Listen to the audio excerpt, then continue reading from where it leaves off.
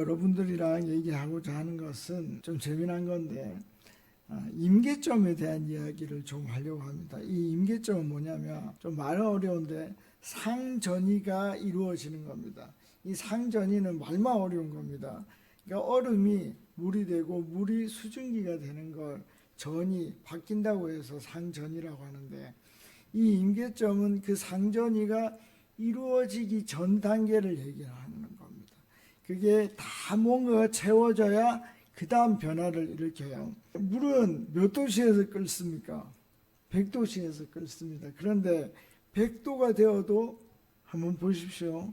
그 물의 변화가 완전히 변하지 않는 그런 단계가 있어요. 왜 그럴까요? 그거는 기화열이라는 게 있습니다. 이제 수증기로 팔팔 끓기 위해서 100도인데 계속 열을 빨아들입니다.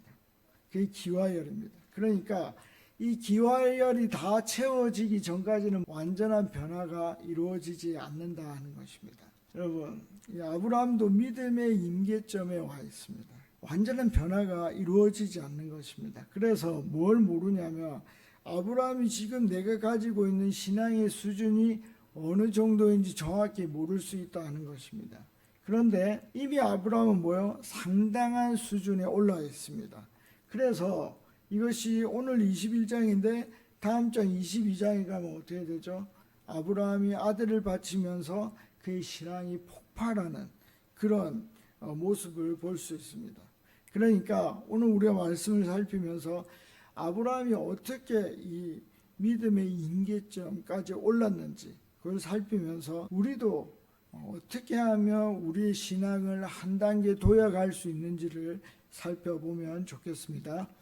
자, 첫 번째 믿음의 임계점은 하나님의 기적을 경험함으로 시작한다 하는 것입니다. 이게 굉장히 중요합니다. 아무것도 없는 상태에서 이루어지는 게 아니라 하나님의 기적이 있은 후에 이 임계점에 갈 수 있다 하는 것입니다. 자, 재미난 단어 3개가 나오는데 2절, 5절, 7절에 보면 비슷한 단어가 나옵니다. 노년에, 백세라, 노경에 하는 말입니다. 이게 무슨 의미입니까? 첫 번째는 불가능한 상태에서 아들 이삭을 얻었다 하는 것입니다. 두 번째는 기도가 어떻게 해요? 기도 시작했다. 응답이 바로 온 게 아니에요.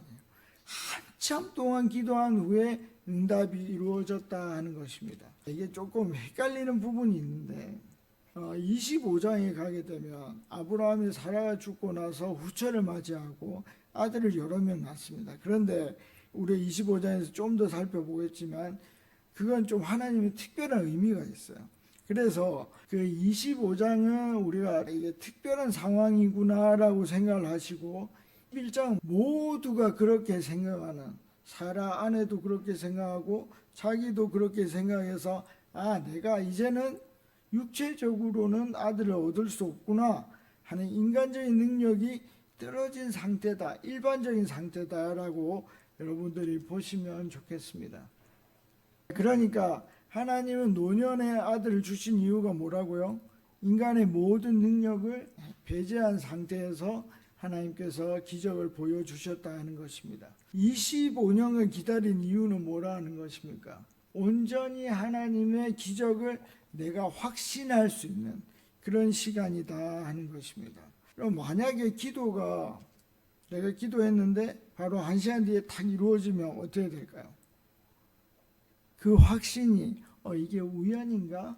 하나님께서 주신 것인가? 그게 헷갈리는 상태가 될 수 있다는 것입니다. 그러나 우리가 오래 기도하면서 좌절도 하고 때로는 기쁘기도 하고 그것이 누적되면 그 기적이 왔을 때 우리는 뭘 할 수 있다고요? 확신할 수 있게 된다는 것입니다. 나다나엘이라는 사람이 있었습니다. 이 사람이 메시아를 오랫동안 기다렸습니다. 그리고 나서 어떻게 하죠?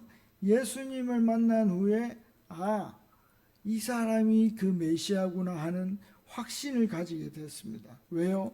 오래 기다렸기 때문입니다. 자, 그래서 예수님이 이렇게 얘기를 합니다. 내 있을 때 보았다라고 얘기를 합니다. 여러분, 이 말을 들을 때 나다나엘이 마음이 녹아내렸거든요. 왜 그랬을까요? 그 이유는 이스라엘 사람들은 어디에서 메시아를 기다리죠?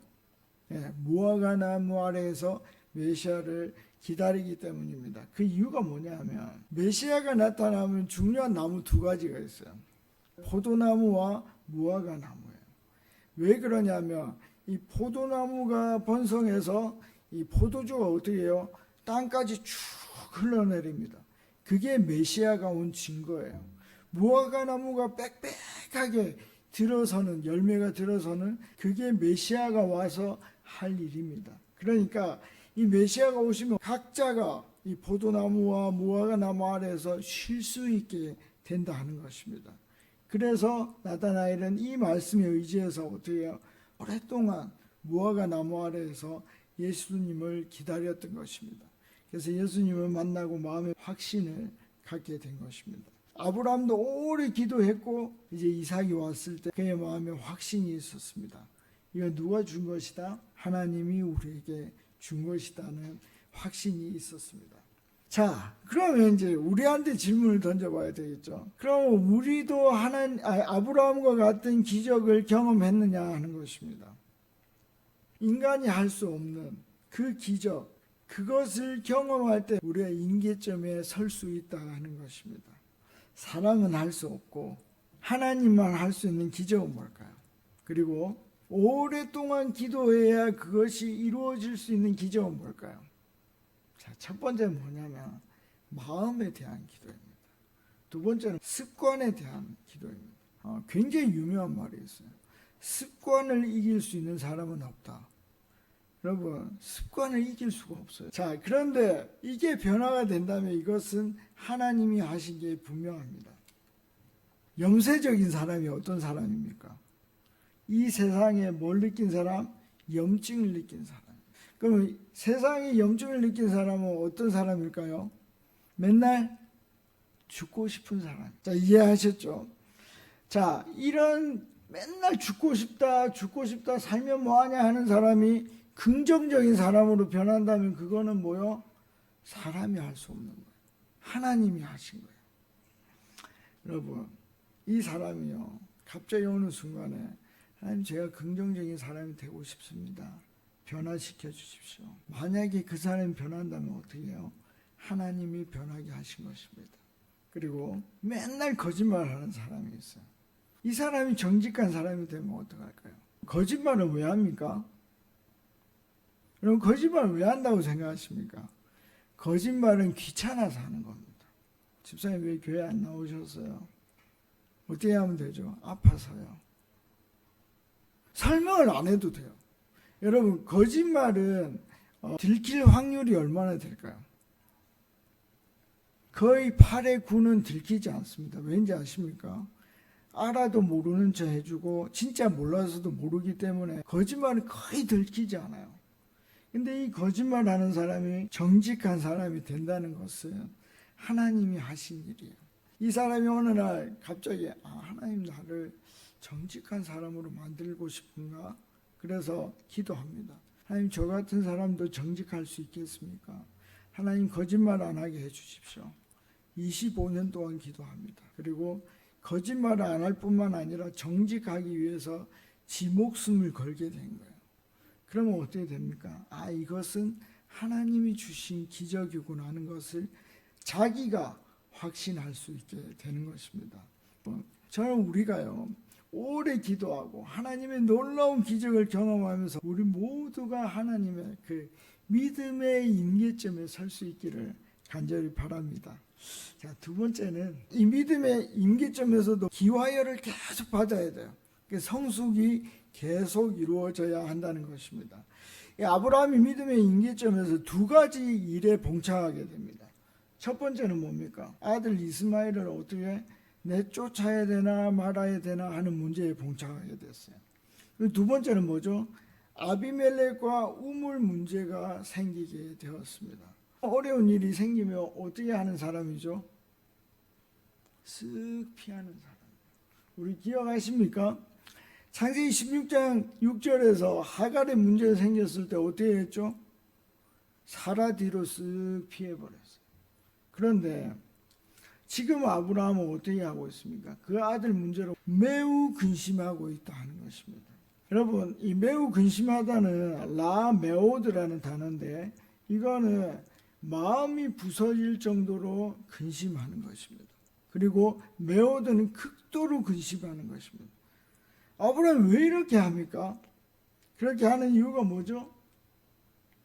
그것은 아브라함이 문제의 중심에 있기 때문에 피하지 않는 것입니다. 그래서 이 믿음의 임계점에서 전혀 변하는 것 같지 않지만 아브라함 계속해서 성숙해 가고 있다 하는 것입니다. 그래서 하나님이 어떻게 합니까?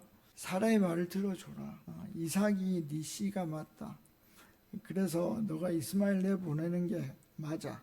그렇지만 하나님께서 어떻게 하시죠? 이스마엘도 버리지 않습니다. 이제는 하나님께서 이스마엘을 어떻게 합니까?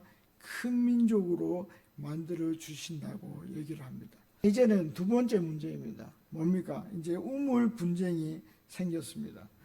그 25절에 굉장히 재미난 단어가 나오는데 책망했다 하는 말입니다. 이게 무슨 말입니까? 아브라함이 그 문제의 중심에 있다 하는 것입니다. 쓱 피하면 누구한테 책망할 필요가 없어요. 근데 중심에 있기 때문에 그렇게 하는 것입니다. 이제는 피하지 않고 아비멜렉에게 싫은 소리를 하는 것입니다. 이것은 아브라함이 계속해서 성숙해가고 있다는 것입니다. 여러분, 화내지 않고 다른 사람에게 싫은 소리를 하는 것은 굉장히 높은 경지에 오른 것입니다. 예수님이 그 한편 손 마른 사람을 안식일에, 여러분, 이 한편 손 마른 사람을 일요일 날 고치는 게 맞습니까? 월요일 날 고치는 게 맞습니까? 내가 한 10년 동안 손을 못 썼어요. 그럼 오늘 낫는 게 엄청 중요합니까? 내일 나오면 안 됩니까? 이거를 굉장히 깊이 생각을 해봐야 돼요. 내일이 아니면 내일 해도 돼요. 이거 이해하십니까? 예수님은 이 손 마른 사람을 하루 한 1초라도 빨리 낫고 싶다는 그 마음을 한 거예요. 근데 바리새인들은 남의 일이잖아요. 내 손이 마른 게 아니잖아요. 그러니까 내일 해도 되는 거예요. 그래서 예수님이 이렇게 얘기를 하십니다. 제가 11절을 읽고 12절은 같이 읽겠습니다. 예수께서 이르시되 너희 중에 어떤 사람이 양 한 마리가 있어 안식일에 구덩이에 빠졌으면 끌어내지 않겠느냐. 사람이 양보다 얼마나 더 귀하냐. 그러므로 안식일에 선을 행하는 것이 옳으니라 하시고. 이렇게 된 것입니다. 여러분, 예수님은 하는 수 없이 바리새인들에게 싫은 소리를 하는 것입니다. 왜요? 하나님의 마음을 알게 하기 위해서 굳이 싫은 소리를 하는 것입니다. 어떻게? 화내지 않고. 그게 굉장히 중요합니다. 아브라함도 화내지 않고 그 절차에 따라서 언약을 맺습니다. 양과 소를 가져오고 서로 언약을 맺습니다. 특별히 28절을 보시면 7마리 암양 새끼를 데려다가 이 우물이 내가 판 우물이라는 증거를 삼습니다. 그리고 그 이름을 뭐라고 얘기를 합니까? 부엘세바라고 얘기를 합니다. 이 부엘세바에서 부엘이 뭐냐 하면 우물이란 뜻이고 세바하면 7이에요. 그래서 7의 우물이란 뜻이 있고 이 세바가 또 다른 말이 좀 비슷한데 그 약속이라는 언약이라는 단어와 비슷합니다. 그래서 약속의 우물이다, 7의 우물이다 하는 이 부엘세바에서 서로 의견을 조율해서 언약을 맺게 됩니다. 그리고 나서 여호와의 이름을 부릅니다. 여러분, 이제 아브라함은 슬며시 빠지지 않습니다. 문제의 중심에서 문제를 해결해 나가고 있습니다. 그럼 우리에게 질문을 던져보겠습니다. 우리는 그러면 계속해서 성숙해 나가고 있느냐 하는 것입니다. 우리는 변화가 없는 이 믿음의 임계점에서 그 변화를 향해서 계속해서 성숙의 단계로 밟아 나가고 있느냐 하는 것입니다. 그렇게 하려면 어떻게 해야 됩니까? 문제를 피하면 안 돼요. 그 문제의 중심에서 내 태도를 바꿔 나가야 하는 것입니다. 자, 그래서 어떻게 해요? 화를 내지 않고 싫은 소리를 하는 연습을 하셔야 됩니다. 어떻게 기도해야 됩니까? 하나님, 내가 회피하지 않도록 도와주십시오. 그리고 화내지 않고 지혜롭게 말할 수 있게 해주십시오. 계속 기도해야 됩니다. 그러면 하나님이 어떤 시점에서 그 기도를 들어주실 것입니다. 여러분, 아브라함은 자신의 신앙의 수준을 정확하게 알지를 못했어요. 그렇지만 그런 상황 속에서도 성숙을 위해서 계속해서 발전해 나갔던 것을 볼 수 있었습니다. 여러분, 우리 모두가 매 순간에 기도하면서 단단한 성숙을 이룰 수 있도록 그 임계점을 넘어서 하나님의 그 믿음의 거인이 될 수 있는 데까지 갈 수 있기를 간절히 바랍니다. 자, 이제 말씀을 맺도록 하겠습니다. 첫 번째, 하나님은 우리가 변화되지 않는 그 믿음의 임계점을 돌파해내기를 원하십니다. 그러려면 어떻게 해야 된다고요? 우리에게 먼저 놀라운 기적을 경험해야 되는 그 경험의 순간이 있어야 된다는 것입니다. 그리고 오랜 기도를 통해서 이 일을 누가 하셨다? 하나님이 하셨다 하는 것을 확신하는 단계까지 가야 한다는 것입니다. 여러분, 이번 한 주 우리가 하나님을 기대하면서 믿음의 거인이 되기 위해서 매일 이 성숙의 노력을 해가는 저와 여러분들이 되시기를 간절히 바랍니다.